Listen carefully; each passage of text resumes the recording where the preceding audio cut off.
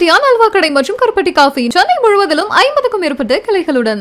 கல்வி அறிவு பெற்றவர், சமூக ஆர்வலர், நடிகை என தன்னை அடையாளப்படுத்தும் மனுதாரர் எப்படி இத்தகைய கருத்தை தெரிவிக்கலாம்? இந்த கேள்வியை எழுப்பியிருப்பது சென்னை உயர்நீதிமன்ற மதுரை கிளையின் நீதிபதி. நடிகை கஸ்தூரி முன்ஜாமீன் கோரிய வழக்கில் நீதிபதி இக்கேள்வியை எழுப்பியிருக்கிறார். சென்னை எழும்பூரில் கடந்த 3ஆம் தேதி நடைபெற்ற ஆர்ப்பாட்டத்தில் நடிகை கஸ்தூரி தெலுங்கு மக்கள் குறித்து அவதூறாக பேசியதாக குற்றச்சாட்டு எழுந்தது. அது தொடர்பாக மதுரை திருநகரில் நாயுடு மகாஜன சங்கம் அளித்த புகாரில் முன்ஜாமீன் கோரி கஸ்தூரி உயர்நீதிமன்ற மதுரை அமர்வில் மனுவினை தாக்கல் செய்திருந்தார். வழக்கு நீதிபதி ஆனந்த் வெங்கடேஷ் முன்பாக விசாரணைக்கு வந்தது. அப்போது நடிகை கஸ்தூரி பேசிய வீடியோ நீதிமன்றத்தில் சமர்ப்பிக்கப்பட்டது. குறிப்பிட்ட சமூக மாண்பை குலைக்கும் வகையில் கஸ்தூரி கருத்து தெரிவித்துள்ளார் என்றும், இது சாதிய மோதல்களுக்கு வழிவகுக்கும் வகையில் அமைந்துள்ளதாகவும், தமிழகம் வந்த தெலுங்கு மக்களை மிகவும் புண்படுத்தியுள்ளதாகவும் அரசு தரப்பில் தெரிவிக்கப்பட்டது. அதற்கு தெலுங்கு மக்கள் வந்தவர்கள் அல்ல, தமிழகத்தைச் சேர்ந்தவர்கள், தமிழகத்தின் பகுதியானவர்கள் என நீதிபதி குறிப்பிட்டார். எளிதாக மன்னிப்பு கோரிவிட்டால் புண்பட்டவர்களின் வருத்தம் சரியாகிவிடாது. ஆகவே கஸ்தூரிக்கு முன்ஜாமீன் வழங்கக்கூடாது. இது பிறருக்கும் ஒரு பாடமாக அமைய வேண்டும் என்று அரசு தரப்பில் வாதிடப்பட்டது. இது தொடர்பாக எத்தனை வழக்குகள் பதிவாகியுள்ளன என்று நீதிபதி கேள்வி எழுப்பிய நிலையில் 6 வழக்குகள் பதிவாகியிருப்பதாக அரசு தரப்பில் தெரிவிக்கப்பட்டது. சமூக வலைதளங்களிலிருந்து இந்த வீடியோவை நீக்க என்ன நடவடிக்கை எடுக்கப்பட்டது என நீதிபதி கேள்வி எழுப்பினார்.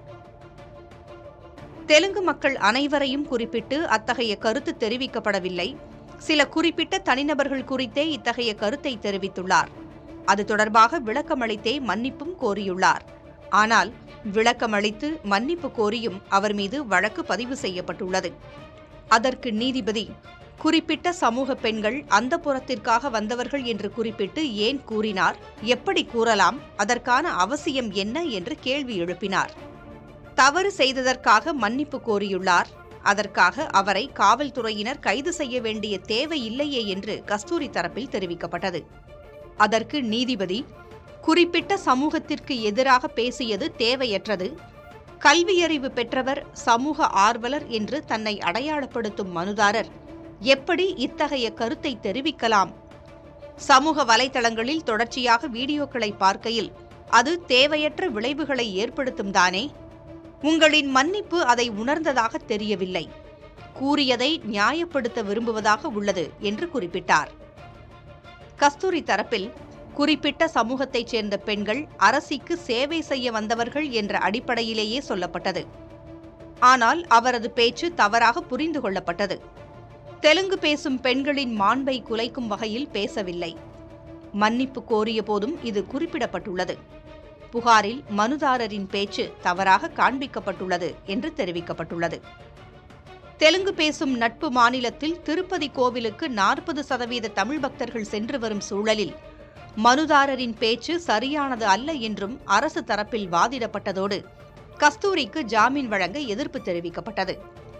அனைத்து தரப்பு வாதங்களையும் பதிவு செய்த நீதிபதி வழக்கை தீர்ப்புக்காக வரும் 14ஆம் தேதி ஒத்திவைத்து உத்தரவிட்டார்.